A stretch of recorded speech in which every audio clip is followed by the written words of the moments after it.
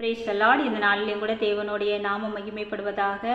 ஆதியாகமம் 2வது அதிகாரம் 18வது வசனத்தில், மனுஷன் தனிமையாக இருப்பது நல்லதில்லை, அவனுக்கு ஏற்ற துணையை உண்டாக்குவேன் அப்படின்னு ஆண்டவர் சொல்லுகிறாங்க. அதாவது ஏற்ற துணையை உண்டாக்குவாங்களாம் ஏஸ்பா. அதாவது நம்ம தனிமையாக இருப்பது நல்லதில்லையா. எந்த வாலிபர்களை குறித்து கூட சொல்கிறாங்க ஏஸ்பா.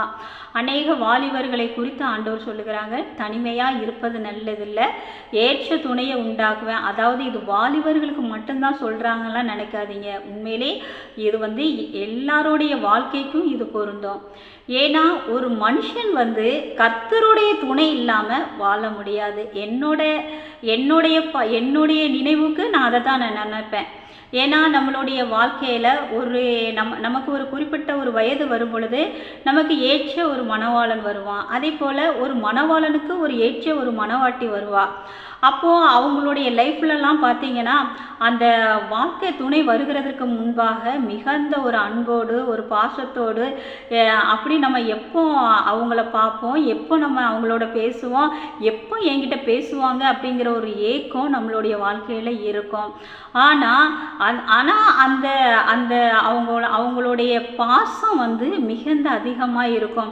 நமக்கு இவ மணவாட்டியாக வரப்போகிறா, அதனால இவ எனக்கு மனைவியாக வரப்போகிறா அப்படின்னு சொல்லி அவன் மேலே என்ன செய்வாங்க, ஒரு கரிசனம் ஒரு பாசம் மிகுந்த வைத்திருப்பாங்க.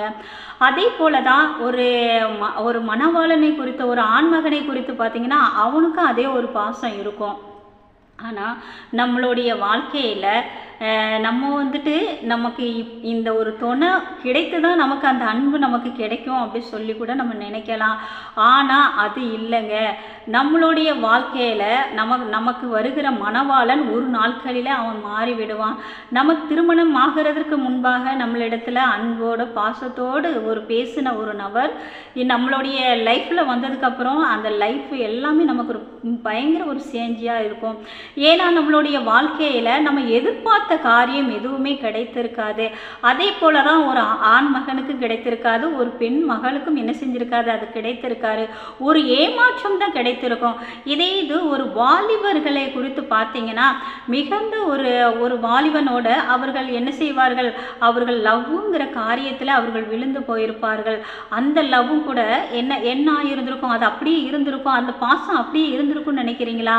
அது கூட ஒரு நாட்களிலே மாறி இருந்திருக்கும், மாறி போயிருக்கும், கைவிட்டிருப்பாங்க. ஆனால் ஏசப்பா என்ன சொல்கிறாங்க அப்படின்னு சொல்லி பார்த்தீங்கன்னா, நான் உனக்கு ஏற்ற துணையை உண்டாக்குவேன். அந்த ஏற்ற துணை யார் அப்படின்னு சொல்லி பார்த்தீங்கன்னா இயேசு கிறிஸ்து தாங்க அந்த ஏற்ற துணை. நமக்கு அவர் நம்மளுடைய வாழ்க்கையில் நமக்கு மணவாளனாக வந்தால் அந்த மணவாளன் ஒரு நாள் என்ன செய்ய மாட்டாங்க, அவருடைய வாக்குகள் ஒரு நாள் மாறாது. ஆண்டவர் நம்ம மேலே வைத்த அன்பு அது கடைசி கட்டம் காலம் வரைக்கும் என்ன செய்யாது, அது மாறாது. அவருடைய நிழல் இல்லாமல் நம்மளுடைய வாழ்க்கை வாழ முடியாது.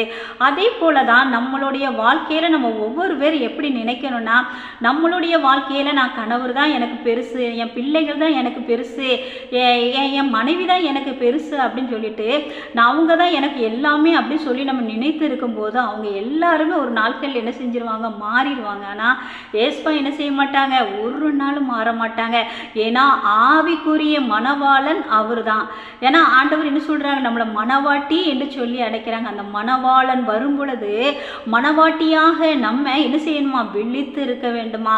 அப்படி நம்ம விழித்து இருக்கும் பொழுது ஆண்டவரையே நம்ம நேசிக்கும் பொழுது இந்த உலகத்தில் இருக்கிற காரியம் எதுவுமே நமக்கு பெருசாகவே தெரியாதுங்க. நம்மளுடைய வாழ்க்கையில் நமக்கு அநேக நபர்கள் நம்மளுடைய வாழ்க்கையில் கடந்து போயிருப்பாங்க. எல்லாருடைய அன்பும் அதே அன்போடு இருந்திருக்குமா? கண்டிப்பாக இருக்காதுங்க. இயேசு நம்மளுடைய வாழ்க்கையில் வராமல் இருந்தால் நம்மளுடைய வாழ்க்கை வெறுமையாக இருந்திருக்குங்க. நான் என்னுடைய வாழ்க்கையில் நான் ஆணித்தனமாக நான் சொல்லுவேன். ஏன்னா என்னுடைய லைஃப்பில் எனக்கு எத்தனையோ நபர்கள் வந்து போய்விட்டு இருந்தாங்க. ஆனால் ஒருவர் கூட அதே ஒரு அன்போடு இப்பொழுது பார்க்க முடியல. வந்தவர்களாம் காணாமல் போயிருக்கிறார்கள். அவர்கள் என்கிட்ட கூட அதிகமாக சொல்லியிருப்பார்கள், நான் உன்னை கடைசி வரைக்கும் நான் பார்த்து கொள்ளுவேன், நீ எனக்கு பெஸ்ட் ஃப்ரெண்டு அப்படின்னு சொல்லி நிறைய பேர் என்ன நினச்சிருக்காங்க, என் மேலே அன்பு காட்டியிருக்காங்க. ஆனால் இப்போ யாருமே அந்த ஃப்ரெண்ட்ஸ் சொன்னவங்க யாருமே என் என் கூட இல்லை. ஆனால் இயேசு கிறிஸ்து என்னுடைய வாழ்க்கையில் ஒரு நாட்களில் சொன்னாங்க, நான் உன்னை விட்டு விலகுவதும் இல்லை, உன்னை கைவிடுவதும் இல்லை அப்படின்னு ஆண்டவர் சொன்னாங்க. ஆனால் என்றைக்கு ஆண்டவர் என்னை கைவிட மாட்டேன் என்று சொன்னாங்களோ அந்த கைவிடாத தேவனை நான் நம்பி நான் வரும் பொழுது ஆண்டவர் மட்டும் என்னை நடத்தி மட்டும் என்னை பாதுகாத்திருக்கிறாங்க. அதெல்லாம் நீங்கள் நினைக்கலாங்க, ஆண்டவர் உங்களுக்கு ஏற்ற துணையை உண்டாக்குவேன் என்று சொல்லியிருக்கிறாங்க.